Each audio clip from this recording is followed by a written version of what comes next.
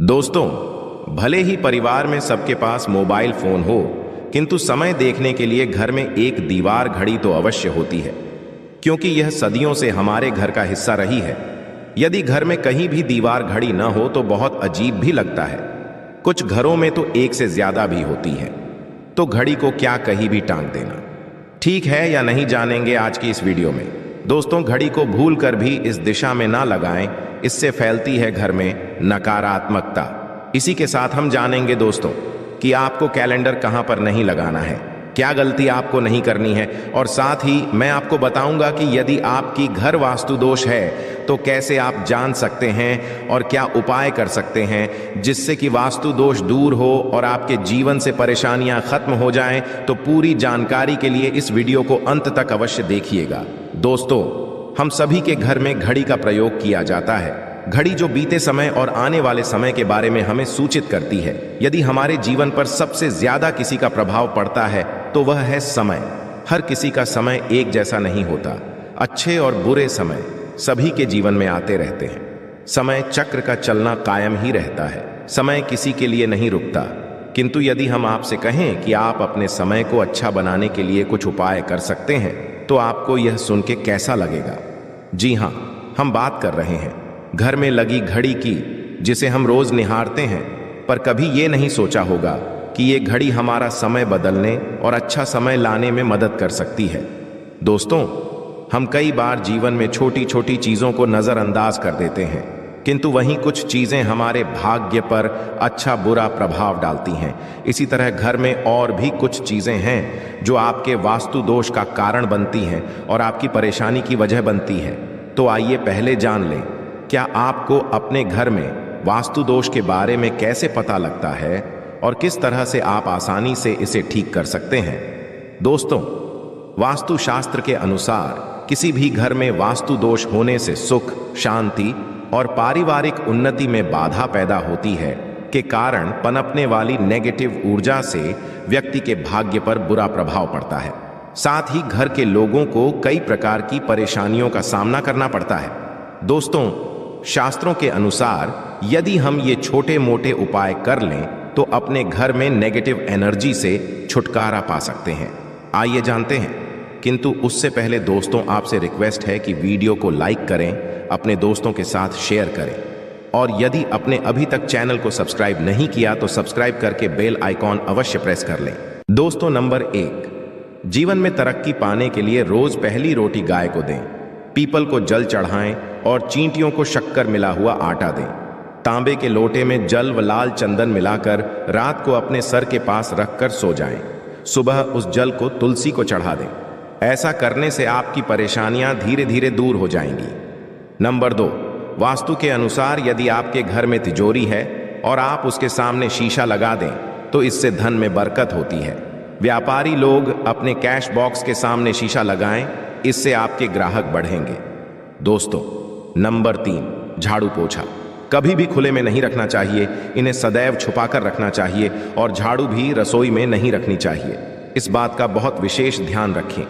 Number 4, शौचालय का दरवाजा सदैव बंद होना चाहिए। माना जाता है कि घर की नेगेटिव ऊर्जा शौचालय में ही वास करती है। ऐसे में यदि शौचालय का दरवाजा खुला रहता है तो नेगेटिव ऊर्जा आपके घर में प्रवेश करती है। नंबर 5, घर में सुख शांति के लिए कपूर को घी में डुबाकर सुबह शाम जलाना चाहिए। इससे घर में वास्तु दोष भी कम होता है और घर में रह रहे सदस्यों के जीवन की परेशानियां कम होती हैं। दोस्तों, नंबर 6, दुर्घटना से बचने के लिए शाम को हनुमान चालीसा के पश्चात कपूर अवश्य जलाना चाहिए। नंबर 7, घर में जिस जगह वास्तु दोष हो वहां कपूर की 2 टीकियां रखें। खत्म हो जाने के पश्चात वहां दोबारा इसे रखें। नंबर 8, सूर्य अस्त के पश्चात कभी भी किसी को दूध, दही या प्याज नहीं देना चाहिए। यह भाग्य में बाधक भी बन सकता है। नंबर 9, घर के मुख्य द्वार पर कूड़ादान कभी भी ना रखें। नंबर 10, घर में टूटा हुआ कभी भी नहीं होना चाहिए। नंबर 11, अच्छे भाग्य के लिए सुबह नहाते समय पानी में थोड़ा सा कपूर का तेल मिलाएं। शनिवार को चमेली का तेल भी मिला सकते हैं। नंबर 12, लक्ष्मी की कृपा पाने के लिए रोज रात को रसोई अच्छी तरह से साफ करके चांदी की कटोरी में कपूर और लौंग जलाएं। यह प्रक्रिया रोज की जाए तो घर में बरकत बनी रहती है और माँ लक्ष्मी जल्द ही ऐसे घर से आकर्षित होती है, ऐसे घरों से नकारात्मकता दूर रहती है। दोस्तों, नंबर 13, घर के सोने वाले कमरे में पौधे नहीं लगाने चाहिए, इससे के ऊपर नेगेटिव प्रभाव हावी हो सकता है। नंबर 14, घर में पौधे लगाते समय पानी में सेंधा नमक डालें। सादे नमक का भी आप उपयोग कर सकते हैं, किंतु दोस्तों ज्यादा फलदायी होता है, आपको शुभ फल जल्द ही प्राप्त होंगे। दोस्तों, घड़ी की सही दिशा आपके जीवन को भी सही रास्ता दिखाने में मदद कर सकती है। इसके अलावा को किस जगह लगाना चाहिए और किस जगह पर नहीं, ये भी हम बात करेंगे। सबसे पहली बात जिसकी हम बात करेंगे वो है दोस्तों घड़ी का आकार, यानी घड़ी की शेप। दोस्तों, वास्तुशास्त्र के अनुसार गोलाकार की घड़ियां अंडाकार घड़ी सबसे उत्तम मानी जाती है, पर आजकल देखा जा रहा है कि बाजार में कई प्रकार की घड़ियां मौजूद हैं जिसमें घर के सदस्य या भगवान की तस्वीरें और फोटो भी लगी होती हैं। किंतु दोस्तों, आपको बता दें कि घड़ी के साथ तस्वीरें लगाना बिल्कुल भी सही नहीं है। आपके घर के सदस्यों के जीवन पर समय का प्रभाव देखने को मिल सकता है और भगवान की तस्वीर घड़ी में बिल्कुल भी नहीं लगानी चाहिए, क्योंकि भगवान की तस्वीर को रोज धूप, दीप, अगरबत्ती और पूजन की आवश्यकता होती है और घड़ी तो कई महीनों तक धूल में पड़ी रहती है। इससे भगवान का अपमान होता है और ये शुभ नहीं माना जाता। हो सके तो घड़ी का आकार और अंडाकार ही पसंद करें। घड़ी का या अंडाकार होना हमारी पृथ्वी के आकार को दर्शाता है, जो को और घड़ी में नुकीले कोने होते हैं और वास्तु के अनुसार नुकीली चीजें नेगेटिव ऊर्जा का संचार करती है। दोस्तों, अगली बार जिसका आपको ख्याल रखना है वो ये है कि घड़ी को स्वच्छ रखें, साफ सफाई का ध्यान रखें, धूल ना जमा होने दें और कहीं से भी घड़ी टूटी फूटी नहीं होनी चाहिए। दोस्तों, जैसा कि हम सभी चाहते कि हमारे जीवन में सब अच्छा और बेहतर होता रहे, तो उसके लिए हम खुद को संवारे रखते हैं, नए कपड़े और आभूषण पहनते हैं। उसी प्रकार अपने घर की घड़ी को स्वच्छ और नए जैसा ही रखना चाहिए, यानी कहीं से भी टूटी फूटी नहीं होनी चाहिए। समय समय पर घड़ी पर छड़ी, धूल और झालों को साफ करते रहें, जिससे आपका भाग्य भी धुंधला नहीं पड़ेगा। दोस्तों, कई घरों में आदत होती है कि पुरानी गाड़ी को बनवाकर ही चला रहते हैं। एक जगह नई घड़ी आई तो पुरानी किसी और जगह लगा देते हैं। ध्यान रखें, घर में पुरानी या फिर टूटी हुई या धूल छड़ी हुई और बंद गाड़ी तो बिल्कुल भी ना रखें, क्योंकि इससे घर में नकारात्मकता और दरिद्रता का वास होने लगता है। बंद पड़ी घड़ी को घर में रखने से व्यक्ति के जीवन में नए अवसर नहीं आते और वह अपने कार्य में कामयाबी प्राप्त नहीं कर पाता। अगली बात जिसका आपको ध्यान रखना है वह है घड़ी की सही दिशा। घड़ी को कभी भी दक्षिण दिशा में नहीं लगाना चाहिए। दक्षिण यमलोक की दिशा मानी जाती है।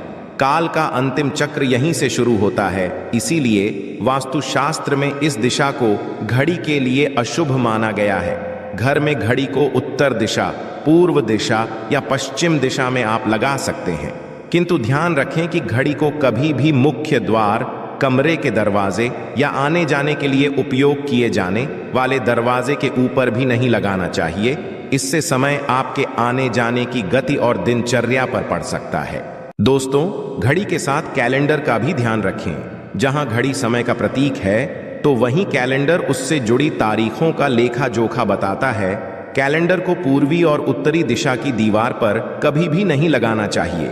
ये इससे वास्तु दोष उत्पन्न होता है और कृपया करके अपने घरों में नए कैलेंडर के साथ पुराना कैलेंडर कभी भी ना लगाएं। दोस्त और कैलेंडर दोनों ही आने वाले समय के सूचक है, जो हमें आगे बढ़ने की प्रेरणा देते हैं। उन्हें समय के अनुसार ही लगाना चाहिए।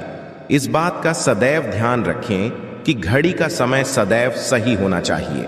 बहुत से लोगों की आदत होती है घड़ी का समय आगे या पीछे रखते हैं, तो ये गलती आप ना करें। समय सदैव सही रखें, इससे आपको कभी भी समय का काल चक्र और दुष्ट परिणाम प्राप्त नहीं होता। ये छोटा सा आप करके देखिए दोस्तों। छोटी छोटी बातें हैं जिनका आपको ध्यान रखना है।